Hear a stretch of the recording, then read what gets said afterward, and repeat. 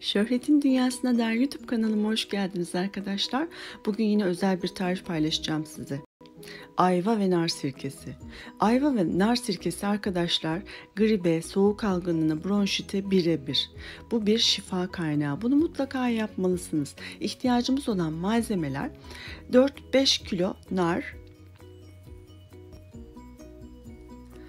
4 adet ayva, özellikle dışı mumlanmamış organik ayva almanızı tavsiye ederim. 1 tatlı kaşığı kaya tuzu, mendil, paket lastiği, sirke ananız varsa sirke anası, sirke ananız yoksa da 1 çay bardağı organik sirkeye ihtiyacımız var. 5 litrelik cam kavanozumuz var. Aynı zamanda üzerine geçecek kadar klorsuz içme suyumuz var. Evet arkadaşlar, ayva ve nar sirkesi şifa kaynağı. Şimdi tarifimize geçelim. Evet, ayvalarımızı arkadaşlar temizliyoruz. Göbeklerini çıkarıyoruz, iri iri doğruyoruz. Göbeklerinden çıkardığımız çekirdekleri atmıyoruz. Ayva maskesi yapacağız. Bu çok şifalı ayva çekirdeği maskesi yapacağız. Bu tarifle de ilgili videom var. O videomu da izleyebilirsiniz. Ayvalarımızı ağır bir mermer vazoyla iyice eziyoruz. Ezme işlemimiz bittikten sonra da narımızı ayıklamaya geçiyoruz. Narların içinde arkadaşlar zarları var, bölmeli zarları. O bölmeli zarların hizasından dış kabuğundan itibaren kesiyoruz. Aynı portakal kabuğu soyar gibi aşağı doğru çizik atıyoruz.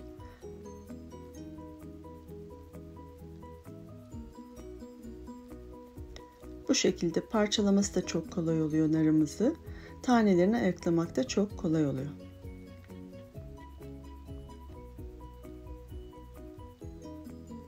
Şöyle görmüş olduğunuz gibi avucumuzun içerisine sıkıştırdığımız zaman bütün nar taneleri dökülüyor arkadaşlar. Böyle narı ayıklamak da çok keyifli. Ben zaten çok keyif alıyorum. Nar ayıklamayı çok seviyorum. Yemeği zaten seviyorum. Bütün narlarımızı aynı yöntemle temizliyoruz. Daha sonra avucumuzla narlarımızı sıkıyoruz. Sularını çıkarıyoruz. Evet. Narlarımızın suyunu sıktık. Nar suyumuz hazır. Narlarıyla beraber kullanacağız. Ayvalarımızı ezmiştik, kavanoza koyduk. Hazırladığımız, ezdiğimiz narlarımızı da ayvalarımızın üzerine döküyoruz.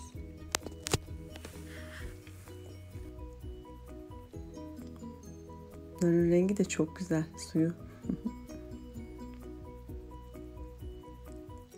Evet, bütün narlarımızı kavanozumuza yerleştirdik. 1 tatlı kaşığı kaya tuzu ilave edeceğiz.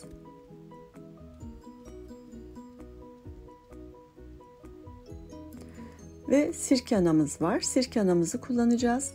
Bu elma sirkemden üretmiş olduğum bir sirke anası. Orada da izleyebilirsiniz nasıl oluşturduğumu sirke anamı. Adım adım orada daha ayrıntılı anlatıyorum. Görmüş olduğunuz gibi. Bu sirke anamızı da içine koyuyoruz. Eğer sirke ananız yoksa 1 çay bardağı organik sirke de kullanabilirsiniz. Ben biraz sirke de koyacağım içine. Ama sirke ananız varsa sirke koymanıza gerek yok. Burada önemli püf noktalardan birisi arkadaşlar, meyvelerinizin oranıyla kavanozun oranı %50 olması lazım. En az %50 oranında meyveniz kavanozu dolduruyor olması gerekir. Kavanozumuzun ağzını tam doldurmayacak şekilde suyumuzu ilave ediyoruz. Suyumuz klorsuz içme suyu olacak, damacana suyu. Çok ağzına kadar doldurmuyoruz, karıştırmak için bize alan kalsın diye. Daha sonra arkadaşlar plastik bir kaşık olabilir, silikon bir kaşık olabilir. Onunla güzelce karıştırıyoruz. Tahta kaşık kullanmanızı tavsiye etmiyorum. Çünkü tahta kaşıklar bakteri üretmek için çok uygun. Onları kullanmıyoruz. Ama temiz bir tahta kaşığınız olur. İlk defa kullanacaksınızdır. O zaman kullanabilirsiniz sadece bu amaçla. İyice arkadaşlar meyvelerimizi, ayvalarımızı, malzemelerimizi iyice karıştırıyoruz. Bunun ağzını çok sıkı kapatmamız gerekiyor ama kavanoz kapağıyla kapatmıyoruz. Bir tülbent, bir mendil olabilir. Burada görmüş olduğunuz gibi kapatıyoruz. paket lastiğiyle ağzını kapatıyoruz. Bunun üzerine çünkü meyve sinekleri, sirke sinekleri gelecek. Bu sirke sinekleri çok inatçı oluyorlar. Kavanozun içine girebilirler. İçine girerlerse larva bırakırlar. Bu da bizim sirkemizin böceklenmesine, sineklenmesine sebep olur. Bu şekilde arkadaşlar 15 gün boyunca sabah akşam karıştırıyoruz. Bu karıştırma işlemlerini mutlaka yapmalısınız. Eğer düzenli bir şekilde yapmazsanız meyveleriniz çürümeye başlar üstten. Biz bunu istemiyoruz. Açığa çıkan alkolü de karıştırarak havalandırıyoruz. Önce meyveler yukarı çıkacak. Daha sonra zamanla yavaş yavaş aşağı inecek. Aşağı indikten sonra sirke ananız oluşmaya başlıyor arkadaşlar. Sirke anası oluştuktan sonra böyle 1 ay, 2 ay sonra, 3 ay sonra sirke anası da yavaş yavaş meyvelerin üzerine inecek. Bu inme işlemini tamamladıktan sonra sirkemiz artık süzülmeye hazır demektir. Sirkemizi o zaman bir tülbentle süzebilirsiniz, plastik bir süzgeçle süzebilirsiniz. Süzme işlemini tamamlandıktan sonra tekrar şişeliyoruz, kavanozluyoruz. İçine sirke anamızdan 1-2 parça koyup tekrar dinlenmeye bırakıyoruz.